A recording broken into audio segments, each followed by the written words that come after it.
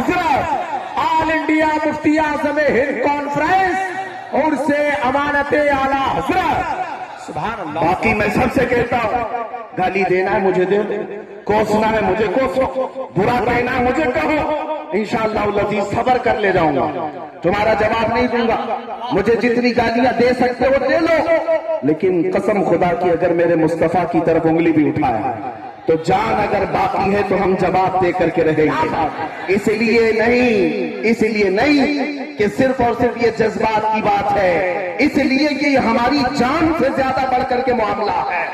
دنیا کو یہ معلوم ہونا چاہیے کہ ہم اگر اس کائنات میں سب سے زیادہ کسی سے محبت کرتے ہیں تو وہ اللہ کے حبیب مصطفیٰ کریم کی ذات، حضور پاک کی ذات ہے، اور وہی ہمارے جذبات ہیں۔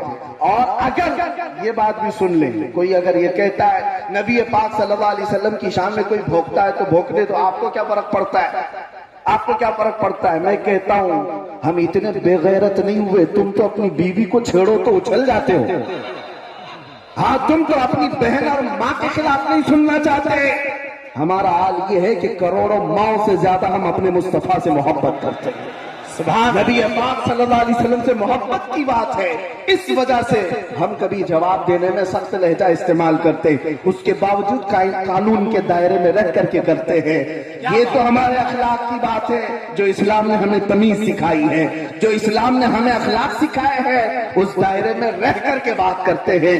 اور انشاءاللہ العزیز بوٹیاں ہزار کر لو لیکن ہر ٹکڑا میرے مصطفیٰ کی حفاظت، ان کی عزت کی حفاظت کے لیے رہے گا۔ بہت اچھا حضرت، بہت ان کے ناموں اس کی حفاظت کے لیے انشاءاللہ۔ سبحان اللہ،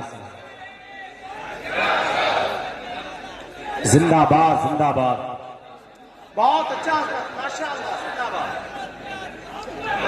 اعلیٰ حضرت، اعلیٰ حضرت۔ میں نے آیت کریمہ آپ کے سامنے پڑھی تھی، بہت جلدی من المؤمنین رجال صدقوا ما عاهدوا اللہ علیہ۔ ایمان والوں میں سے کچھ بندے ایسے ہیں جنہوں نے اللہ سے کیا ہوا وعدہ پورا کر لیا۔ جنگ احد میں اسلام کی یہ دوسری بڑی جنگ ہے۔ احد کے پہاڑ کے دامن میں یہ جنگ ہوئی، یہ جنگ بڑی سخت ہوئی۔ نبی پاک صلی اللہ علیہ وسلم اور ان کے صحابہ پر اتنی سختیاں آئی کہ 70 صحابہ اس جنگ میں شہید ہوئے تھے، 70 صحابہ، اور وہ بھی ٹاپ لیول کے صحابہ، بڑے صحابہ، اجلہ صحابہ۔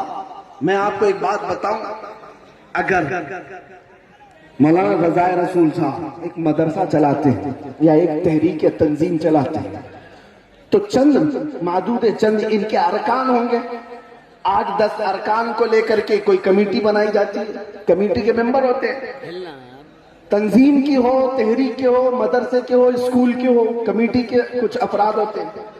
ایک ساتھ اگر 4 لوگ ایک کمیٹی کے مر جائیں، کمیٹی ٹھپ پڑ جاتی، تنظیم رک جائے گی، ادارہ رک جائے گا۔ میرے عزیزو، دنیا کی بڑی بڑی تنظیموں کو میں نے دیکھا، ایک شخص مر گیا تو تنظیم ٹھنڈی پڑ گئی، ختم ہو گئے، انقلاب ختم ہو گئے۔ لیکن احد کے میدان میں نبی پاک صلی اللہ تعالی علیہ وسلم کے سامنے 1-2 نہیں، حضور کے مدینہ طیبہ اسٹیبلش کرنے والے صحابہ، 70 صحابہ کی جانیں چلی گئی، شہادت کا جام نوش کیا۔ لیکن کیا اسلام رکا؟ اسلام رکا؟ اسلام کا مشن ٹھنڈا پڑا؟ ادھر شام کو جنگ احد ختم ہوئی، ادھر صبح مسجد نبوی میں میرے آقا امامت کے لیے حاضر تھے۔ سبحان اللہ، اسلام نہیں رکا۔ اس جنگ احد کی بات میں کر رہا ہوں جس میں امیر حمزہ کا کلیجہ چھپایا گیا تھا، اس جنگ احد کی بات کر رہا ہوں جس میں عبداللہ بن جہش صحابی رسول ہیں جن کے جسم کے 80 ٹکڑے کر دیے گئے تھے، اور کفار و مشرکین نے ان کے ٹکڑوں کے ہار بنا کر کے گلے میں پہنے۔ عبداللہ بن جہش کا اسی جنگ احد کی بات کر رہا ہوں جس میں انس بن نزیر صحابی رسول کو ایسا رون دیا گیا تھا کہ ان کی ایک انگلی کے علاوہ جسم کا کوئی حصہ ہی نہیں ملا، کوئی حصہ نہیں ملا، ایک انگلی کے علاوہ۔ ان کی بہن ہے، انہوں نے صرف انگلی دیکھ کر کے پہچانا کہ یہ میرا بھائی انس بن نزیر ہے۔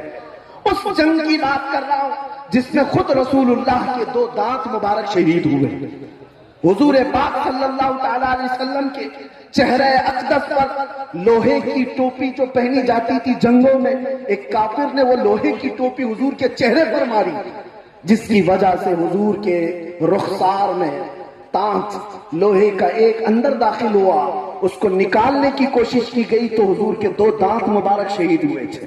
اسی جنگ کی بات کر رہا ہوں۔ حالات بہت سارے ہیں، لیکن جو بات مجھے کہنی ہے وہ یہ ہے، اتنے سخت حالات کو میرے آقا نے اپنی آنکھوں سے دیکھا۔ ہم میں سے کوئی ہو تو ایک ہمارا ساتھی مر جائے تو ہمارے تو جذبے ٹھنڈے پڑنے لگ جائے۔ نبی پاک صلی اللہ علیہ وسلم نے 70 صحابہ کی شہادت دیکھی، بلکہ سب کے جنازے پڑھائے، سب کی تدفین کیا۔ ایک منظر بڑا عجیب تھا احد کے میدان میں، بڑا عجیب۔ حضور پاک صلی اللہ علیہ وسلم زخمی تھے اور آپ نے اپنے صحابہ سے کہا کہ جاؤ سعد ابن ربیع زندہ ہے یا انتقال کر کے ڈھونڈ کے لاؤ۔ ایک صحابی کا نام لے کر کہا سعد ابن ربیع۔ حضور انہیں بڑا پسند کرتے تھے، حضور کی محفلوں میں ہمیشہ رہتے تھے۔ صحابہ نے جب حضور پاک صلی اللہ علیہ وسلم سے بات سنی تو سعد ابن ربیع کو ڈھونڈنے کے لیے چلے۔ احد کے میدان میں لاشیں بہت ساری پڑی ہوئی تھی، بہت ساری لاشیں۔ سعد ابن ربیع کا نام لے لے کر کے یہ صحابہ پکارتے رہے۔ ایک جگہ سے آواز آئی، ہاں میں زندہ ہوں، ہاں میں زندہ ہوں۔ صحابہ نے کئی لاشیں اٹھائی تو دیکھا سعد ابن ربیع زخمی حالت میں پڑے ہوئے تھے۔ توجہ چاہتا ہوں نوجوانوں، میں اس پر گفتگو کو سمیٹ لوں گا۔ اور ایسے حالت تھی سعد ابن ربیع کی کہ ان کے جسم پر 12 نیزے لگے ہوئے تھے، ان کا پیٹ پھٹ چکا تھا۔ زخمی حالت ایسی تھی کہ پیٹ پھٹ چکا، 12 نیزے لگے تھے، وہ اٹھ نہیں سکتے تھے، چل نہیں سکتے تھے، خون رس رہا تھا، لیکن زبان ابھی چل رہی تھی۔ صحابہ سے پوچھا کیوں آیا؟ صحابہ نے کہا رسول اللہ نے تجھے یاد کیا۔ اتنا سننا تھا کہ وہ اپنے کہنیوں کے بل اٹھنے کی کوشش کی۔ جب نہ اٹھ سکے، وہ میسج، آج کا میسج ہے سعد ابن ربیع کا، آج کا میسج سن کر کے نہ اٹھ سکے تو آنے والے صحابہ سے کہا شاید میری زندگی بہت تھوڑی بچی ہے، میں رسول اللہ تک چل کر نہیں جا سکوں گا، اے میرے ساتھیو جاؤ میرا سلام پہنچا دینا، اللہ کے نبی کو میرا سلام پہنچا دینا۔ ایک تو نبی پاک کو سلام پہنچایا اور دوسرا میسج کیا دیا سنو، 12 نیزے لگے ہیں علماء ذوی احترام اور تمام حضرات۔ ایک آخری بات میری توجہ کرو، آخری بات توجہ کرو، جس کے جسم پر 12 نیزے لگے پیٹ پھٹ چکا، وہ صحابی سعد ابن ربیع میسج لے دیتے ہیں اے میرے ساتھیوں میرے آقا کو سلام کہنا، اور پھر دوسرا میسج یہ ہے میری قوم والوں سے کہنا، مدینے والوں سے کہنا کہ اگر تم سب زندہ رہے اور تمہاری زندگی میں اگر کوئی رسول تک ہاتھ بڑھا دیا تو قیامت کے دن میں اسے نہیں چھوڑوں۔ اللہ اللہ، بلکہ یہ کہا کوئی تمہارا عذر قبول نہیں کیا جائے گا۔ اگر حضور پاک کی طرف تمہارا کسی کا ہاتھ بڑھ گیا اور تم زندہ رہے، تم جوان تھے، طاقتور تھے، تو پھر قیامت کے دن تمہارا عذر نہیں قبول کیا جائے گا۔ تم یہ نہیں کہہ سکو گے میں بوڑھا تھا، میں بچہ تھا، میں کمزور تھا۔ وہ صحابی رسول کا پیغام ہے میرے عزیزوں، وہی پیغام ہمیں جوش دلاتا ہے کہ کل بروز قیامت کہیں رب ذوالجلال کی بارگاہ میں کھڑے ہونے کے وقت ہم سے یہ پوچھ لیا جائے تو ہی وہ جوان ہے تیرے سامنے تیرے نبی کو گندی گالیاں دی جاتی تھی، تو جواب ہمارا کیا ہوگا؟ اے نوجوانوں، کیا تم یہ کہو گے کہ اللہ میں تو رات بھر فیس بک چلانے میں مصروف رہتا تھا، انسٹاگرام چلانے میں مصروف رہتا تھا، گیم کھیلنے میں مصروف رہتا تھا؟ اسی لیے میرے عزیز وہ طاقت و استطاعت جتنی ہے میرے آقا کی عزت کا دفاع کرنا ہر مسلمان پر واجب ہے، ہر مسلمان پر واجب ہے۔ ہم اپنے نبی پاک صلی اللہ علیہ وسلم کی عزت کا دفاع کیسے کر سکتے ہیں؟ میں یہ نہیں کہتا کہ سڑکوں پر آ جاؤ، میں نہیں کہتا کہ پروٹیسٹ اور دھرنے اور آندولن پر بیٹھ جاؤ، یہ تو لاسٹ والی چیز ہے، یہ بڑی آسان سی چیز ہے۔ میں یہ کہتا ہوں اگر نبی پاک کی عزت کی اتنی زیادہ فکر ہے تو عہد کرو اے نوجوانوں، اٹھو کہ دنیا میرے مصطفیٰ کی طرف انگلی اٹھاتی ہے، میں قسم کھا کر کے کہتا ہوں اب جیوں گا تو مصطفیٰ کے طریقے پر چلوں گا۔ واہ واہ، سبحان اللہ سبحان اللہ، بہت اچھا حضرت۔ حضور کے اخلاق پر جیوں گا۔ دنیا مجھے تانا دیتی ہے تو دے، کوئی مجھے سے جلتی ہے تو جلے، کڑتی ہے تو کڑے۔ دنیا ننگا گھومنے پر آج فخر کرتی ہے، تم مکین گنبد خضرا کے اخلاق پر کیوں نہیں فخر کرتے؟ اللہ اللہ اللہ، کیا بات ہے، واہ واہ۔ کیوں نہیں فخر کر سکتے؟ دنیا کا سب سے حسین چہرہ میرے مصطفیٰ کا چہرہ ہے، دنیا کے سب سے عظیم اخلاق میرے مصطفیٰ کے اخلاق ہیں۔ بہت اچھا۔ اگر اس چہرے کی اور اس اخلاق کی پیروی نہ کرو گے تو پھر کس کی کرو گے؟ عزیزان گرامی وقار، اسی لیے اعلیٰ حضرت کی بات سنو۔